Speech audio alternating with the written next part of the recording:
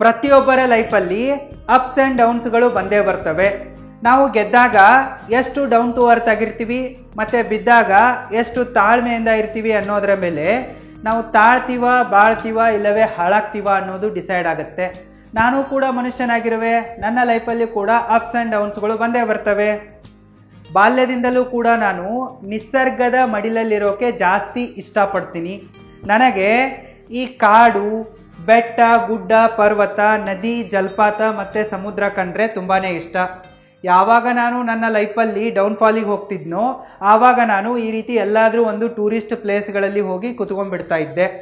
ಉತ್ತರವಿಲ್ಲದ ಪ್ರಶ್ನೆಗಳು ನನ್ನನ್ನು ಕಾಡಲು ಶುರು ಮಾಡಿದಾಗ ನಾನು ನಿಸರ್ಗದ ಮಡಿಲಲ್ಲಿ ಹೋಗಿ ನನ್ನನ್ನು ಸಮರ್ಪಣೆ ಮಾಡ್ಕೊಂಡ್ಬಿಡ್ತಾ ಇದ್ದೆ. ಒಂದು 6 ತಿಂಗಳ ಹಿಂದೆ ನನಗೂ ಕೂಡ ಒಂದು ಸಣ್ಣ ಡೌನ್ಫಾಲ್ ಬಂದಿತ್ತು. ಆವಾಗ ನಾನು ಸ್ವಲ್ಪ ಡಿಮೋಟಿವೇಟ್ ಆಗಿದ್ದೆ ಮತ್ತು ಡಿಪ್ರೆಷನ್ಗೂ ಕೂಡ ಒಳಗಾಗಿದ್ದೆ. ಆವಾಗ ನಾನು ಈ ಮನುಷ್ಯ ಪ್ರಾಣಿಗಳು ಯಾಕೆ ಮೋಸವನ್ನು ಮಾಡ್ತವೆ, ಯಾಕೆ ನಾವು ನಂಬಿದವರು ನಮಗೆ ನಂಬಿಕೆ ದ್ರೋಹ ಮಾಡ್ತಾರೆ, ನಂಬಿಸಿ ಕತ್ತ್ಯಾಕೆ ಹೋಯ್ತಾರೆ ಅನ್ನೋ ಪ್ರಶ್ನೆಗಳಿಗೆ ಉತ್ತರವನ್ನು ಹುಡುಕಾಡುವ ಪ್ರಯತ್ನದಲ್ಲಿ ನನ್ನನ್ನು ನಾನು ತೊಡಗಿಸಿಕೊಂಡೆ.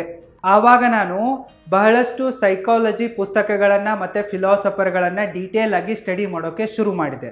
ಆವಾಗ ನನಗೆ ಸ್ಟೋಯಿಕಿಸಮ್ನ ಬಗ್ಗೆ ಗೊತ್ತಾಯಿತು. ಈ ಸ್ಟೋಯಿಕಿಸಮ್ಗೆ ನಾನು ನನ್ನ ಬದುಕನ್ನು ಬದಲಾಯಿಸಿದ ಫಿಲಾಸಫಿ ಅಂತ ಕರೆಯಬಲ್ಲೆ.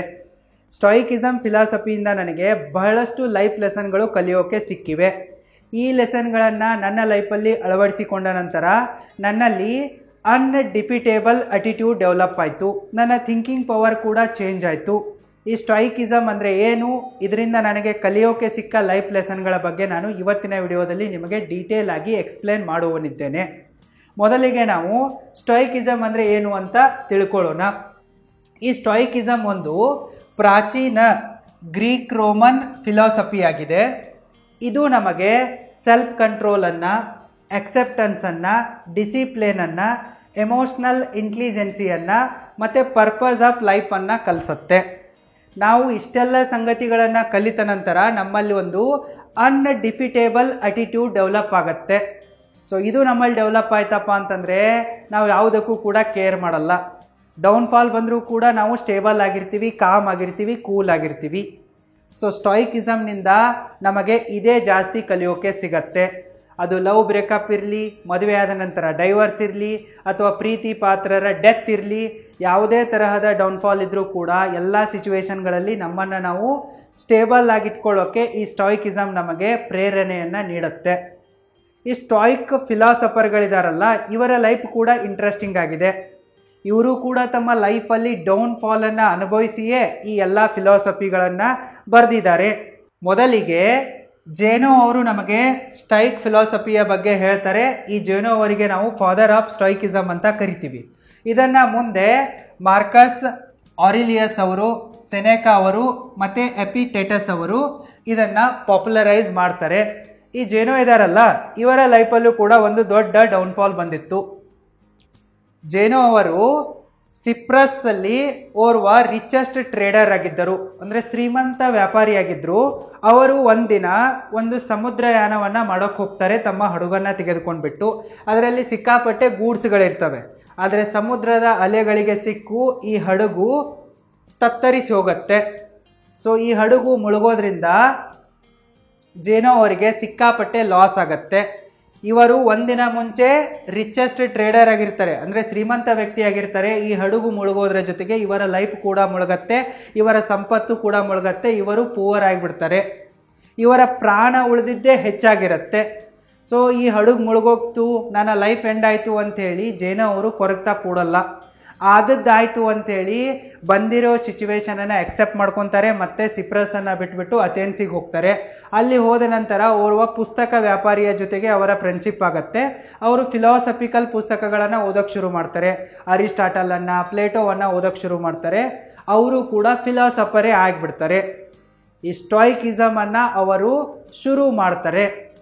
ಇದೇ ಥರ ಮಿಕ್ಕ ಸ್ಟೋಯಿಕ್ ಫಿಲಾಸಫರ್ಗಳ ಬದುಕು ಕೂಡ ಇಂಟ್ರೆಸ್ಟಿಂಗ್ ಆಗಿದೆ ಮತ್ತು ಡೌನ್ಫಾಲ್ನಿಂದ ಕೂಡಿದೆ. ಮಾರ್ಕಸ್ ಆರಿಲಿಯಸ್ ಅವರು ರೋಮ್ನ ಖ್ಯಾತ ಸಾಮ್ರಾಟರಾಗಿದ್ದರು ಮತ್ತು ಫಿಲಾಸಫರ್ ಕೂಡ ಆಗಿದ್ದರು. ಇವರ ಲೈಫ್ಸಲ್ಲೂ ಕೂಡ ಬಹಳಷ್ಟು ಅಪ್ಸ್ ಆ್ಯಂಡ್ ಡೌನ್ಸ್ಗಳು ಬರ್ತವೆ. ಅದನ್ನು ಅವರು ಒಂದು ಜರ್ನಲ್ನಲ್ಲಿ ಬರೀತಾರೆ. ಅದಕ್ಕೆ ಅವರು ಮಾರ್ಕಸ್ ಮೆಡಿಟೇಷನ್ಸ್ ಅನ್ನೋ ಹೆಸರನ್ನು ಕೊಡ್ತಾರೆ. ಇದರ ಬಗ್ಗೆ ನಾನು ಕಳೆದ ವಿಡಿಯೋಗಳಲ್ಲಿ ಹೇಳಿರುವೆ. ಈ ಸೆನೆಕಾ ಅವರು ಫಿಲಾಸಫರ್ ಆಗಿರ್ತಾರೆ, ಸ್ಟೇಟ್ಸ್ಮ್ಯಾನ್ ಆಗಿರ್ತಾರೆ, ನಾಟಕಕಾರರಾಗಿರ್ತಾರೆ, ಮತ್ತು ರೋಮ್ನ ನೀರೋಗೆ ಅಡ್ವೈಸರ್ ಕೂಡ ಆಗಿರ್ತಾರೆ. ಈ ನೀರೋ ಇದಾನಲ್ಲ, ಇವರಿಗೆ ಸೂಸೈಡ್ ಮಾಡಿಕೊಳ್ಳೋಕೆ ಪ್ರೇರೇಪಣೆಯನ್ನು ಮಾಡ್ತಾನೆ, ಫೋರ್ಸನ್ನು ಮಾಡ್ತಾನೆ. ಇಷ್ಟೊಂದು ಡೌನ್ಫಾಲ್ ಇವ್ರ ಲೈಫಲ್ಲಿ ಬರುತ್ತೆ. ಇನ್ನು ಎಪಿಕ್ಟೇಟಸ್ ಇದಾರಲ್ಲ, ಇವರು ಹುಟ್ತಾನೆ ಸ್ಲೇವ್ ಆಗಿರ್ತಾರೆ, ಅಂದರೆ ಗುಲಾಮಗಿರಿಯ ಒಂದು ಕಪಿಮುಷ್ಟಿಯಲ್ಲಿ ತಗಲಾಕೊಂಡಿರ್ತಾರೆ. ಅಲ್ಲಿಂದ ಹೇಗೋ ತಮ್ಮನ್ನು ತಾವು ಬಿಡುಗಡೆಗೊಳಿಸ್ತಾರೆ. ಬಿಡುಗಡೆಯನ್ನು ಗೊಳಿಸಿಕೊಂಡ ನಂತರ ಇವರು ಫೇಮಸ್ ಫಿಲಾಸಫರ್ ಆಗಿಬಿಡ್ತಾರೆ. ಸೊ ಸ್ಟಾಯಿಕ್ ಫಿಲಾಸಫರ್ಗಳ ಲೈಫಲ್ಲಿ ಅಪ್ಸ್ ಆ್ಯಂಡ್ ಡೌನ್ಸ್ಗಳು ಬಂದಿವೆ. ಬಹಳಷ್ಟು ನೋವನ್ನು ಅವರು ಅನುಭವಿಸಿದ್ದಾರೆ, ಅವಮಾನವನ್ನು ಅನುಭವಿಸಿದ್ದಾರೆ. ಅದರ ಬೇಸಸ್ ಮೇಲೇ ಅವರು ನಮಗೆ ಬಹಳಷ್ಟು ಲೈಫ್ ಲೆಸನ್ಗಳನ್ನು ಹೇಳಿಕೊಟ್ಟಿದ್ದಾರೆ. ಅವು ಇಂತಿವೆ. Life lesson number 1, we suffer more in imagination than in reality. ನಾವು ವಾಸ್ತವಕ್ಕಿಂತ ಕಲ್ಪನೆಯಲ್ಲಿ ಜಾಸ್ತಿ ನೋವನ್ನು ಅನುಭವಿಸ್ತೀವಿ.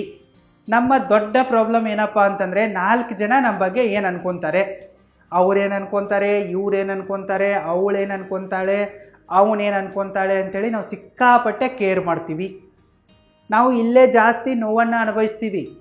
ನಾವು ಬೇರೆಯವ್ರು ಏನು ಅನ್ಕೊತಾರೆ ಅಂಥೇಳಿ ಯೋಚನೆ ಮಾಡಿಯೇ ಅನಾವಶ್ಯಕವಾಗಿ ಡಿಪ್ರೆಷನ್ಗೆ ಹೋಗ್ತೀವಿ, ಓವರ್ ಥಿಂಕ್ ಮಾಡ್ತೀವಿ. ನಮ್ಮ ಟೈಮನ್ನು, ದುಡ್ಡನ್ನು, ಲೈಫನ್ನು, ನೆಮ್ಮದಿಯನ್ನು ಎಲ್ಲವನ್ನು ಕೂಡ ಹಾಳು ಮಾಡ್ಕೊಂಡ್ಬಿಡ್ತೀವಿ. ನಮ್ಮ ಬಗ್ಗೆ ಜನ ಏನು ಯೋಚನೆ ಮಾಡಿದರೆ ಏನು ಅನ್ನೋ ಒಂದು ಕೇರ್ಲೆಸ್ ಅಟಿಟ್ಯೂಡ್ಗೆ ನಾವು ಈಸಿಯಾಗಿ ಬರಲ್ಲ. ಎಲ್ಲದಕ್ಕೂ ಕೂಡ ಕೇರ್ ಮಾಡ್ತೀವಿ. ಪ್ರಾಬ್ಲಮ್ ಇರುತ್ತೆ, ₹1 ನಾವು ಯೋಚನೆ ಮಾಡ್ತಾ ಇರ್ತೀವಿ, 1 ಕೋಟಿದು. ಒಂದು ಸಣ್ಣ ಎಡವು ಬಡ್ದಿರುತ್ತೆ, ನಾವು ಅಷ್ಟಕ್ಕೇ ಪ್ರಾಣನೇ ಹೋಯ್ತು ಅಂತೇಳಿ ಫೀಲ್ ಮಾಡ್ತಾ ಇರ್ತೀವಿ. ಬಹಳಷ್ಟು ಜನ ವಾಸ್ತವಕ್ಕಿಂತ ಕಲ್ಪನೆಯಲ್ಲಿಯೇ ಜಾಸ್ತಿ ನೋವನ್ನು ಅನುಭವಿಸ್ತಾರೆ. ಸೊ ನಾವು ಇದ್ದದ್ದನ್ನು ಇದ್ದಂಗೆ ನೋಡೋದನ್ನು ಕಲಿಬೇಕು. ನಮ್ಮ ಫ್ರೆಂಡ್ಸ್ಗಳೇನಾದರೂ ಸರಿಯಾಗಿ ರೆಸ್ಪಾನ್ಸ್ ಮಾಡಲಿಲ್ಲಪ್ಪ ಅಂತಂದರೆ ನಾವು ಅದರ ಬಗ್ಗೆ ಎಲ್ಲ ಗಂಟೆಗಟ್ಟಲೆ ಓವರ್ ಥಿಂಕ್ ಮಾಡೋ ಅವಶ್ಯಕತೆ ಇಲ್ಲ. ನಮ್ಮ ಮನೆಯಿಂದ ಹೋಗಿರೋ ನಮ್ಮ ಲೈಫ್ ಪಾರ್ಟ್ನರು ಬರೋಕ್ಕೆ ಸ್ವಲ್ಪ ಲೇಟ್ ಆಯ್ತಪ್ಪ ಅಂತಂದರೆ ಅವ್ರಿಗೇನೋ ಆಕ್ಸಿಡೆಂಟ್ ಆಗಿರಬಹುದು, ಯಾರೋ ಅವರನ್ನು ಕಿಡ್ನಾಪ್ ಮಾಡಿರಬಹುದು, ಈ ರೀತಿ ನೆಗೆಟಿವ್ ಆಗಿ ಯೋಚನೆ ಮಾಡೋ ಅವಶ್ಯಕತೆ ಇಲ್ಲ. ಹೋಗಿದ್ದಾರೆ ಅಂತಂದರೆ ದಾರಿ ಮಧ್ಯದಲ್ಲಿ ಏನಾದರೂ ಲೇಟ್ ಆಗಿರುತ್ತೆ, ಬರ್ತಾರೆ ಅಂತೇಳಿ ಅನ್ಕೋಬೇಕು. ಆದರೆ ಭಾಳಷ್ಟು ಜನ ಈ ರೀತಿ ಅಂದ್ಕೊಳ್ಳಲ್ಲ, ಸಿಕ್ಕಾಪಟ್ಟೆ ಓವರ್ ಥಿಂಕ್ ಮಾಡಿಬಿಡ್ತಾರೆ. ನಾವು ಏನೋ ಒಂದು ಹೇಳ್ತೀವಿ, ಅದಕ್ಕೆ ಅವರು ಏನೇನೋ ಯೋಚನೆ ಮಾಡ್ಕೊಂಡ್ಬಿಟ್ಟು ಮಿಸ್ಅಂಡರ್ಸ್ಟ್ಯಾಂಡಿಂಗ್ಗಳನ್ನು ಮಾಡ್ಕೊತಾರೆ, ಫ್ರೆಂಡ್ಶಿಪ್ಗಳನ್ನು ಕಟ್ ಮಾಡ್ಕೊಂಡ್ಬಿಡ್ತಾರೆ. ಭಾಳಷ್ಟು ಜನ ಇಂತಹ ಮೂರ್ಖರು ಇರ್ತಾರೆ. ಸೊ ಲೈಫ್ ಲೆಸನ್ ಏನಪ್ಪ ಅಂತಂದರೆ, ನಾವು ವಾಸ್ತವಕ್ಕಿಂತ ಕಲ್ಪನೆಯಲ್ಲೇ ಜಾಸ್ತಿ ನೋವನ್ನು ಅನುಭವಿಸ್ತೀವಿ. ಬೇರೆಯವರೊಂದಿಗೆ ಕಂಪೇರ್ ಮಾಡಿಕೊಂಡು ನಮ್ಮನ್ನು ನಾವು ಕೀಳಾಗಿ ನೋಡ್ಕೊತೀವಿ. ಮತ್ತು ಅನಾವಶ್ಯಕವಾಗಿ ಯೋಚನೆ ಮಾಡಿಯೇ ನಮಗೆ ತೊಂದರೆಗಳನ್ನು ಕ್ರಿಯೇಟ್ ಮಾಡ್ಕೊತೀವಿ.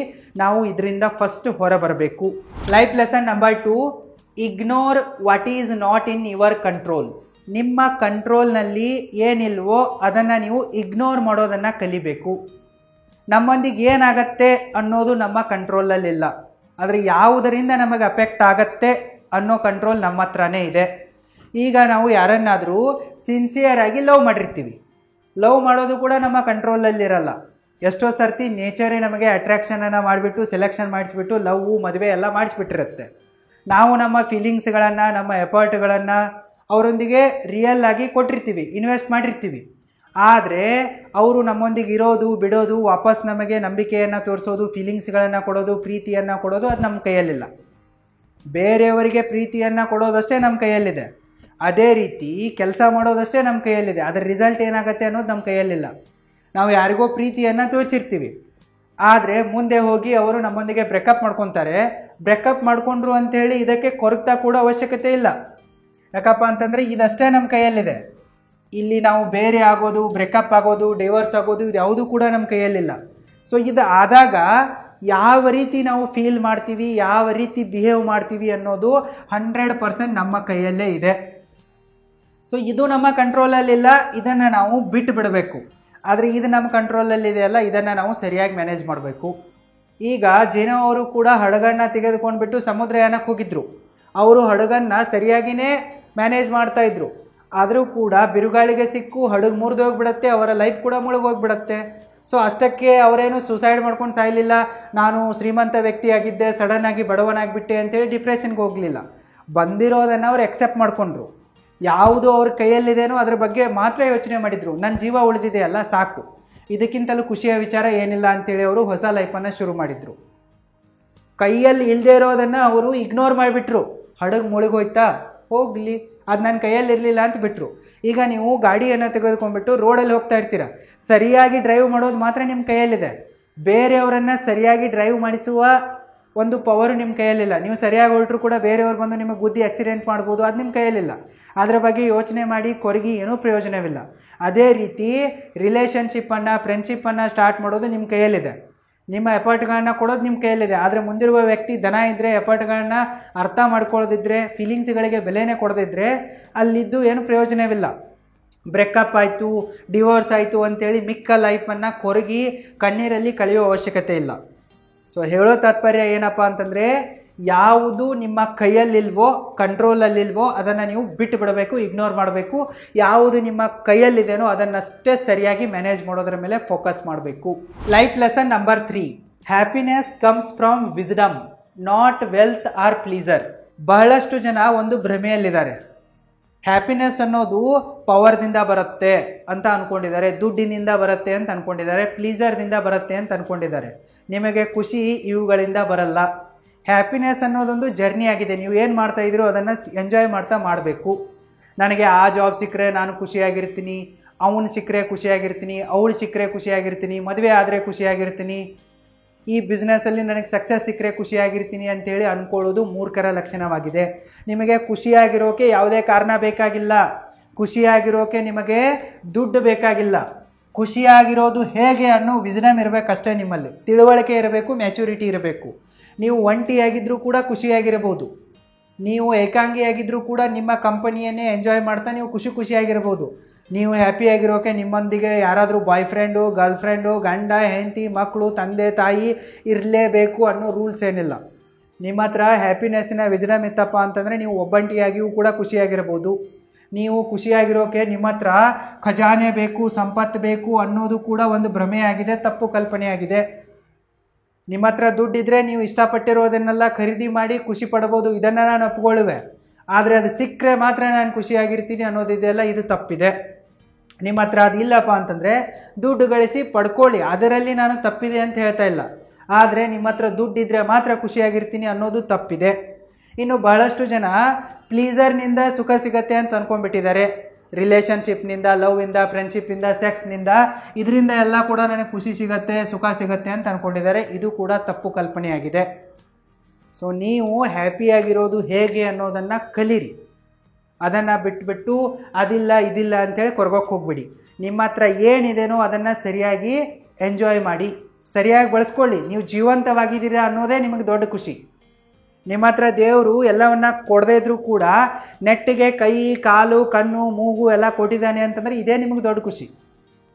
ಸೊ ಬೇರೆಯವ್ರ ಹತ್ರ ಏನಿದೆ ಅಂಥೇಳಿ ನೋಡಿ ನೀವು ಬದುಕ್ತೀನಿ ಅಂತಂದರೆ ನಿಮಗೇನೂ ಕೂಡ ಸಾಲಲ್ಲ. ಈ ಜಗತ್ತನ್ನೇ ನಿಮ್ಮ ಹೆಸರಿಗೆ ಮಾಡಿದರೂ ಕೂಡ ಸಾಲಲ್ಲ. ಆದರೆ ನಿಮಗೆ ಏನು ಬೇಕು ಅನ್ನೋದನ್ನು ಅರ್ಥ ಮಾಡಿಕೊಂಡು ನೀವು ಬದುಕೋಕ್ಕೆ ಶುರು ಮಾಡಿದರೆ ನಿಮಗೆ ಯಾವುದರ ಕೊರತೆ ಕೂಡ ಆಗಲ್ಲ. ಈ ಒಂದು ಲೈಫ್ ಲೆಸನನ್ನು ಅರ್ಥ ಮಾಡಿಕೊಳ್ಳಬೇಕಾದ ಅವಶ್ಯಕತೆ ಎಲ್ರಿಗೂ ಕೂಡ ಇದೆ. Life lesson number 4, time is our most precious resource. ಈ ಟೈಮ್ ಇದೆಯಲ್ಲ ನಮ್ಮ ಅತಿ ದೊಡ್ಡ ಸಂಪತ್ತಾಗಿದೆ. ಸಮಯವೇ ಸಂಪತ್ತು. ಆದರೆ ಬಹಳಷ್ಟು ಜನರಿಗೆ ಇದು ಅರ್ಥನೇ ಆಗಲ್ಲ. ಟೈಮ್ ಏನು ಬಿಡು ಫ್ರೀಯಾಗಿ ಸಿಕ್ಕಿದೆ ಅಂತೇಳಿ ಅವರು ಸಿಕ್ಕಾಪಟ್ಟೆ ಟೈಮ್ ವೇಸ್ಟ್ ಮಾಡ್ತಾ ಇರ್ತಾರೆ. ನನ್ನ ಹತ್ರ 24 ಗಂಟೆ ಇದೆ, ಟೈಮ್ ವೇಸ್ಟ್ ಮಾಡೋಣ ಅಂಥೇಳಿ ಸಮಯವನ್ನು ಸುಡ್ತಾ ಇರ್ತಾರೆ, ಸಮಯದ ಕಗ್ಗೊಲೆಯನ್ನು ಮಾಡ್ತಾ ಇರ್ತಾರೆ. ಇಂಥವರು ತಮ್ಮ ಲೈಫಲ್ಲಿ ಯಾವತ್ತೂ ಕೂಡ ಉದ್ಧಾರ ಆಗಲ್ಲ. ಸ್ಟಾಯಿಕ್ ಫಿಲಾಸಫರ್ಗಳ ಪ್ರಕಾರ ಟೈಮ್ ಈಸ್ ಮೋರ್ ದ್ಯಾನ್ ಮನಿ. ಸಮಯ ಸಂಪತ್ತಿಗಿಂತಲೂ ದುಡ್ಡಿಗಿಂತಲೂ ದೊಡ್ಡದಾಗಿರುವ ಒಂದು ಅಸೆಟ್ ಆಗಿದೆ.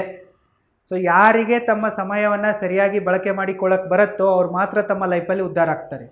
ಯಾರು ತಮ್ಮ ಟೈಮನ್ನು ದುಡ್ಡಿನಂತೆ ಖರ್ಚು ಮಾಡ್ತಾರೋ ದುಡ್ಡು ಅವರ ಹತ್ರ ನೀರಿನಂತೆ ಹರಿದು ಬರುತ್ತೆ. ನೀವು ನಿಮ್ಮ ಸಮಯವನ್ನು ಸರಿಯಾಗಿ ಬಳಸಿಕೊಂಡ್ರೆ ಮಾತ್ರ ನಿಮಗೆ ಸಕ್ಸಸ್ ಸಿಗತ್ತೆ. ನೀವು ಯಾವುದಾದ್ರೂ ಒಂದು ರಿಲೇಷನ್ಶಿಪ್ಪನ್ನು ಸ್ಟಾರ್ಟ್ ಮಾಡಬೇಕಂದ್ರೂ ಕೂಡ ಟೈಮನ್ನು ಇನ್ವೆಸ್ಟ್ ಮಾಡಬೇಕಾಗತ್ತೆ. ಮತ್ತು ನೀವು ಸ್ಟಾರ್ಟ್ ಮಾಡಿರುವ ರಿಲೇಷನ್ಶಿಪ್ಪನ್ನು ಕೊನೆ ತನಕ ಉಳಿಸ್ಕೋಬೇಕಂದ್ರೂ ಕೂಡ ಟೈಮ್ ಕೊಡಬೇಕಾಗತ್ತೆ. ಸೊ ಅದಕ್ಕಾಗಿ ಟೈಮ್ ತುಂಬಾ ಇಂಪಾರ್ಟೆಂಟ್ ಆಗಿದೆ. ನೀವು ದುಡ್ಡನ್ನು ಕಳ್ಕೊಂಡ್ರೆ ದುಡ್ಡನ್ನು ಮತ್ತೆ ಸಂಪಾದಿಸಬಹುದು, ಆದರೆ ಟೈಮನ್ನು ಕಳ್ಕೊಂಡ್ರೆ ಟೈಮ್ ಮತ್ತೆ ಬರಲ್ಲ. ಈ ಟೈಮ್ ಅನ್ನೋದು ಯಾರಿಗಾಗಿಯೂ ಕೂಡ ಕಾಯಲ್ಲ, ಅದು ತನ್ನ ಪಾಲಿಗೆ ತಾನು ಓಡ್ತಾನೆ ಇರುತ್ತೆ. ಯಾರು ಅದನ್ನು ಸರಿಯಾಗಿ ಯೂಸ್ ಮಾಡ್ಕೊತಾರೋ ಅವ್ರು ಮಾತ್ರ ಮುಂದೆ ಹೋಗ್ತಾರೆ. ಒಂದು ವೇಳೆ ನೀವೇನಾದರೂ ನಿಮ್ಮ ಟೈಮನ್ನು ಸರಿಯಾಗಿ ಮ್ಯಾನೇಜ್ ಮಾಡೋದನ್ನು ಕಲಿಯುವ ಆಸೆಯನ್ನು ಹೊಂದಿದ್ರೆ ಈಗಲೇ ನೀವು www.roaringbusinessschool.comಗೆ ವಿಸಿಟ್ ಮಾಡಿ ಮತ್ತು ನನ್ನ ಆನ್ಲೈನ್ ಅಲ್ಟಿಮೇಟ್ ಟೈಮ್ ಮ್ಯಾನೇಜ್ಮೆಂಟ್ ಕೋರ್ಸಿಗೆ ಜಾಯಿನ್ ಆಗಿ. ಲಿಂಕ್ ಈ ವಿಡಿಯೋದ ಡಿಸ್ಕ್ರಿಪ್ಷನ್ ಬಾಕ್ಸಲ್ಲೂ ಕೂಡ ಇದೆ, ಚೆಕ್ ಮಾಡಿ. ಏನಾದರೂ ಡೌಟ್ ಇದ್ದರೆ ನಮ್ಮ ಆಫೀಸ್ ನಂಬರ್ಗೆ ಕಾಲ್ ಮಾಡಿ, ನಮ್ಮ ಟೀಮ್ನವರು ನಿಮಗೆ ಗೈಡ್ ಮಾಡ್ತಾರೆ. Life lesson number 5, don't lose self respect and don't seek validation. ಬಹಳಷ್ಟು ಜನ ಈ ಸ್ನೇಹ, ಪ್ರೀತಿ, ಮದುವೆ ಸಂಬಂಧಗಳಲ್ಲಿ ತಮ್ಮ ಸೆಲ್ಫ್ ರೆಸ್ಪೆಕ್ಟನ್ನು ಕಳ್ಕೊಂಡ್ಬಿಡ್ತಾರೆ. ತಮ್ಮ ಸ್ವಾಭಿಮಾನವನ್ನೆಲ್ಲ ನೆಲಕ್ಕಂಟಿಸಿಬಿಟ್ಟು ಬೇರೆಯವ್ರ ಹತ್ರ ಮಂಡಿ ಊರಿ ಕುಳಿತುಕೊಂಡ್ಬಿಟ್ಟು ಸ್ನೇಹ, ಪ್ರೀತಿ, ಸಂಬಂಧಗಳಿಗಾಗಿ ಭಿಕ್ಷೆ ಬೇಡ್ತಾರೆ. ಸೊ ಈ ರೀತಿ ಮಾಡಬಾರ್ದು ಅನ್ನೋದನ್ನು ಸ್ಟಾಯಿಕ್ ಫಿಲಾಸಫರ್ಗಳು ನಮಗೆ ಹೇಳಿಕೊಡ್ತಾರೆ. ನಮಗೆ ಎಕ್ಸ್ಟರ್ನಲ್ ವ್ಯಾಲಿಡೇಷನ್ನ ಅವಶ್ಯಕತೆ ಇಲ್ಲ. ನಾವು ಒಳ್ಳೆಯವರ ಕೆಟ್ಟವರ ಅನ್ನೋದನ್ನು ಬೇರೆಯವರಿಂದ ಕೇಳಿ ತಿಳಿದುಕೊಳ್ಳುವ ಅವಶ್ಯಕತೆ ಇಲ್ಲ. ದೃಢೀಕರಣ ಪತ್ರ ಬೇಕಾಗಿಲ್ಲ ಬೇರೆ ಯಾರ್ದು ಕೂಡ. ಒಂದು ಉನ್ನತವಾದ ಪರ್ಪಸ್ನೊಂದಿಗೆ ನಾವು ನಮ್ಮ ಲೈಫನ್ನು ಲೀಡ್ ಮಾಡಬೇಕು. ಅದನ್ನು ಬಿಟ್ಬಿಟ್ಟು ಯಾರೋ ನಮ್ಮನ್ನು ಬಿಟ್ಟೋಗ್ತಾರೆ ಅಂಥೇಳಿ ಅವರ ಹಿಂದೆ ನಾವು ಮೂರು ಬಿಟ್ಟು ಹೋಗಬಾರ್ದು. ಸೆಲ್ಫ್ ರೆಸ್ಪೆಕ್ಟನ್ನು ಕಳ್ಕೋಬಾರ್ದು. ಹುಡುಗಿಯರಿಗೆ ಹುಡುಗರನ್ನು ಹೇಗೆ ನಾಯಿ ಥರ ಆಟ ಆಡಿಸೋದು ಅನ್ನೋದು ಗೊತ್ತಿದೆ. ಸೊ ಅವರು ಅದೇ ರೀತಿಯಾದ ಡರ್ಟಿ ಮೈಂಡ್ ಗೇಮ್ಸ್ಗಳನ್ನ ಆಡ್ತಾ ಇರ್ತಾರೆ. ಆದರೆ ಹುಡುಗರಿಗೆ ಅದು ಗೊತ್ತಿರಲ್ಲ. ಸೆಲ್ಫ್ ರೆಸ್ಪೆಕ್ಟನ್ನು ಬಿಟ್ಬಿಟ್ಟು ಅವ್ರ ಹಿಂದೆ ಹೋಗ್ಬಿಟ್ಟು ನೀನೇ ನನ್ನ ಪ್ರಪಂಚ ಅನ್ನೋ ಥರ ಬಿಹೇವ್ ಮಾಡ್ತಾರೆ. ಹುಡುಗಿಯರು ಮತ್ತಷ್ಟು ಅಟಕ್ಕೇರಿ ಕೂಡ್ತಾರೆ. ಸೊ ಈ ರೀತಿಯಾದ ಸ್ಟುಪಿಡಿಟಿಯನ್ನು ನಾವು ಗಂಡ್ಮಕ್ಳು ಮಾಡೋಕ್ಕೆ ಹೋಗಬಾರ್ದು. ಹೋಗ್ತಾ ಇದ್ದಾಳಾ ಹೋಗು ಅಂಥೇಳಿ ಕಳಿಸ್ಕೊಡ್ಬೇಕು. ಇಗ್ನೋರೆನ್ಸ್ ಕ್ರಿಯೇಟ್ ಅಟ್ರಾಕ್ಷನ್ ಅನ್ನೋದನ್ನು ನಾವು ಇಲ್ಲಿ ಕಲಿಬೇಕು. ನೀವೆಷ್ಟು ಅವಳಿಂದ ಮೂರು ಬಿಟ್ಟು ಹೋಗ್ತಿರೋ ಅವಳು ನಿಮ್ಮನ್ನು ಆಟ ಆಡಿಸ್ತಾಳೆ. ಅವಳು ಈ ರೀತಿ ಡರ್ಟಿ ಮೈಂಡ್ ಗೇಮ್ಗಳನ್ನು ಆಡ್ತಾ ಇದ್ದಾಳಪ್ಪ ಅಂತಂದರೆ ನೀವು ಅವಳಿಗೆ ಅಟೆನ್ಷನನ್ನು ಕೊಡೋದನ್ನು ನಿಲ್ಲಿಸಬೇಕು. ಇಗ್ನೋರ್ ಮಾಡಬೇಕು ಅವಳನ್ನು. ನೀವು ನಿಮ್ಮ ಸೆಲ್ಫ್ ರೆಸ್ಪೆಕ್ಟಿಗೆ ಬೆಲೆ ಕೊಡಬೇಕು. ಸೆಲ್ಫ್ ರೆಸ್ಪೆಕ್ಟನ್ನು ಕಳ್ಕೊಳ್ಳೋಕೆ ಹೋಗಬಾರ್ದು. ನಿಮ್ಮ ಲೈಫಿಗೆ ಒಂದು ಪರ್ಪಸನ್ನು ಸೆಟ್ ಮಾಡಿ ನೀವು ನಿಮ್ಮ ಲೈಫಲ್ಲಿ ಮುಂದೆ ಹೋಗೋದ್ರ ಮೇಲೆ ಫೋಕಸ್ ಮಾಡಬೇಕು. ಅವಳು ತಾನಾಗೆ ಬರ್ತಾಳೆ. ನೀವು ನಿಮ್ಮ ಲೈಫನ್ನು ಇಗ್ನೋರ್ ಮಾಡಿ ಸೆಲ್ಫ್ ರೆಸ್ಪೆಕ್ಟನ್ನು ಸಾಯಿಸಿ ಅವಳಿಂದ ಹೋದರೆ ಅವಳು ಮತ್ತೊಬ್ಬರಿಂದ ಹೋಗ್ತಾಳೆ. ಸೊ ನೀವು ಯಾವುದೇ ಕಾರಣಕ್ಕೂ ಕೂಡ ಸೆಲ್ಫ್ ರೆಸ್ಪೆಕ್ಟನ್ನು ಕಳ್ಕೊಂಡು ಹೆಣ್ಮಕ್ಕಳಿಂದ ಹೋಗಬಾರ್ದು. ಇನ್ನು ಹುಡುಗಿಯರು ಕೂಡ ಅಷ್ಟೇ. ನೀವು ಕೂಡ ಈ ತಪ್ಪನ್ನು ಮಾಡೋಕ್ಕೆ ಹೋಗ್ಬೇಡಿ. ಸೆಲ್ಫ್ ರೆಸ್ಪೆಕ್ಟನ್ನು ಕಳ್ಕೊಂಡು ಯಾವುದೇ ಹುಡುಗನ ಹಿಂದೆ ಹೋಗೋಕ್ಕೆ ಹೋಗ್ಬೇಡಿ. ನೀವು ಬ್ಯೂಟಿಫುಲ್ ಆಗಿದ್ದೀರಾ, ನೀವು ಒಳ್ಳೆಯವರಿದ್ದೀರಾ ಅನ್ನೋ ವ್ಯಾಲಿಡೇಷನನ್ನು ಈ ಸಮಾಜದಿಂದ ಎಕ್ಸ್ಪೆಕ್ಟ್ ಮಾಡೋಕ್ಕೆ ಹೋಗಬೇಡಿ. ಬೇರೆಯವರಿಂದ ಸರ್ಟಿಫಿಕೇಟ್ಗಳನ್ನು ಕೇಳೋಕ್ಕೆ ಹೋಗ್ಬಿಡಿ. Life lesson number 6 and last, control your mind to control your life. ನೀವೇನಾದರೂ ನಿಮ್ಮ ಲೈಫನ್ನು ಸರಿಯಾಗಿ ಮ್ಯಾನೇಜ್ ಮಾಡಬೇಕು, ಕಂಟ್ರೋಲ್ನಲ್ಲಿ ಇಟ್ಕೋಬೇಕು ಅಂತ ಅಂದ್ಕೊಂಡಿದ್ರೆ ಫಸ್ಟ್ ನೀವು ನಿಮ್ಮ ಮೈಂಡನ್ನು ಕಂಟ್ರೋಲ್ನಲ್ಲಿ ಇಟ್ಕೊಳ್ಳಿ. ನಿಮ್ಮ ಮೈಂಡನ್ನು ಸರಿಯಾಗಿ ಮ್ಯಾನೇಜ್ ಮಾಡಿ. ನಿಮ್ಮ ಈ ಮೈಂಡ್ ಇದೆಯಲ್ಲ, ಇದೇ ನಿಮ್ಮ ಬೆಸ್ಟ್ ಫ್ರೆಂಡ್ ಆಗಿದೆ ಮತ್ತು ವರ್ಸ್ಟ್ ಎನಿಮಿ ಆಗಿದೆ. ನಿಮ್ಮ ಮೈಂಡು ನಿಮ್ಮ ಕಂಟ್ರೋಲ್ನಲ್ಲಿದ್ದರೆ ಅದು ನಿಮಗೆ ಬೆಸ್ಟ್ ಫ್ರೆಂಡ್ ಅಂದಂಗೆ. ನಿಮ್ಮ ಮೈಂಡು ನಿಮ್ಮ ಕಂಟ್ರೋಲ್ನಲ್ಲಿ ಇಲ್ಲ ಅಂತಂದರೆ ಅದು ನಿಮಗೆ ವರ್ಸ್ಟ್ ಎನಿಮಿ ಅಂತಂದಂಗೆ. ಅದಕ್ಕಾಗಿ ಫಸ್ಟ್ ನಿಮ್ಮ ಮೈಂಡನ್ನು ಸರಿಯಾಗಿ ಕಂಟ್ರೋಲ್ ಮಾಡಿ. ಬೆಳಿಗ್ಗೆ ಬೇಗನೆ ಎದ್ದೇಳಿ, ಮೆಡಿಟೇಷನನ್ನು ಮಾಡಿ, ನಿಮ್ಮ ಮೈಂಡ್ಸೆಟ್ಟನ್ನು ಸರಿಪಡಿಸ್ಕೊಳ್ಳಿ. ನೀವು ಹೇಗೆ ಯೋಚನೆ ಮಾಡ್ತೀರೋ, ನಿಮ್ಮಲ್ಲಿ ಯಾವ ರೀತಿಯಾದ ಥಾಟ್ಸ್ಗಳಿರ್ತವೋ ಅದೇ ರೀತಿಯಾದ ರಿಸಲ್ಟ್ಗಳು ನಿಮಗೆ ಸಿಗ್ತವೆ. ನಿಮ್ಮ ಹತ್ರ ಸಕ್ಸಸ್ ಮೈಂಡ್ಸೆಟ್ ಇದ್ದರೆ ನಿಮಗೆ ಸಕ್ಸಸ್ ಸಿಗುತ್ತೆ. ನಿಮ್ಮ ಹತ್ರ ಲೂಸರ್ ಮೈಂಡ್ಸೆಟ್ ಇದ್ದರೆ ನೀವು ಲೂಸರ್ ಆಗ್ತೀರಾ. ನಿಮ್ಮ ಹತ್ರ ರಿಚ್ ಮೈಂಡ್ಸೆಟ್ ಇದ್ದರೆ ನೀವು ರಿಚ್ಚೇ ಆಗ್ತೀರಾ. ನಿಮ್ಮ ಹತ್ರ ಪೂವರ್ ಮೈಂಡ್ಸೆಟ್ ಇದ್ದರೆ ನೀವು ಪೂವರ್ ಆಗ್ತೀರಾ. ಅದಕ್ಕಾಗಿ ನಿಮ್ಮ ಮೈಂಡನ್ನು ಫಸ್ಟು ಸರಿಯಾಗಿ ಕಂಟ್ರೋಲ್ ಮಾಡಿ. ನಿಮ್ಮ ಮೈಂಡ್ ಇದೆಯಲ್ಲ, ಇದರ ಮೇಲೇ ನಿಮ್ಮ ಲೈಫ್ ಡಿಸೈಡ್ ಆಗುತ್ತೆ. ಅದಕ್ಕಾಗಿ ಲೈಫನ್ನು ಮ್ಯಾನೇಜ್ ಮಾಡೋಕ್ಕೆ ಹೋಗ್ಬಿಡಿ. ಮೈಂಡನ್ನು ಮ್ಯಾನೇಜ್ ಮಾಡಿ, ಆಟೋಮೆಟಿಕ್ಕಾಗಿ ನಿಮ್ಮ ಲೈಫ್ ಮ್ಯಾನೇಜ್ ಆಗುತ್ತೆ. ಈ 6 ಲೈಫ್ ಲೆಸನ್ಗಳನ್ನು ನಾನು ಸ್ಟಾಯಿಕಿಸಮ್ನಿಂದ ಕಲ್ತಿರುವೆ. ನಿಮಗಿಷ್ಟ ಆದರೆ ಇವುಗಳನ್ನು ನೀವು ಫಾಲೋ ಮಾಡ್ಬೋದು. All the very best. Thank you so much.